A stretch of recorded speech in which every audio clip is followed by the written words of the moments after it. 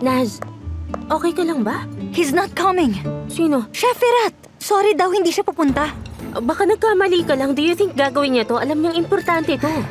Tumawag yung team, pero hindi niya sinasagot yung tawag. Tapos tignan mo yung nireply niya sa akin. Sorry, di ako makakapunta. Okay, sige, let me call him. Magpahinga ka muna sa office mo. For sure may explanation siya kung bakit. At anong explanation niya, Sebnem, ha? It's alright, relax ka lang. Kantemir, pakidalhan ng jasmine tea si Naz, please. Okay, sige.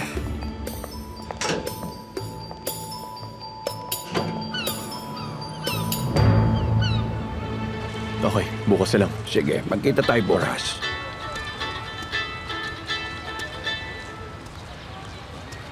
Yes, Sebnem. Firat, anong issue mo? Hindi ka pupunta? Alam mo naman kung gaano ka-importante itong araw na to. May gagawin ako.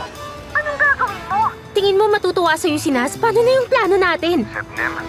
Napasubo na ako dahil sa doktor na yun. What? What do you mean? Di ba tingin natin yung mga agreement nasa opisina ni Thailand? What? At nahuli siya ni Thailand. Oh, come on. Yung restaurant daw ba o si Mirza? At pinili mong protektahan si Mirza, tama ba ako? Oo, tama. Ang tawag dyan, blackmail. Kaya ngayon wala na akong magagawa. Hindi ko pwedeng pabayaan si Mirza. May gagawin akong plano sa kanya. I'll make sure na babalik to sa kanya. Wag na. Wag na, Firat. Wag na. Baka mapahama ka pa, okay? No, of course not. Don't worry. Maniwala ka, this time gagawin ko lahat para siya lang ang maging loser sa istorya na to.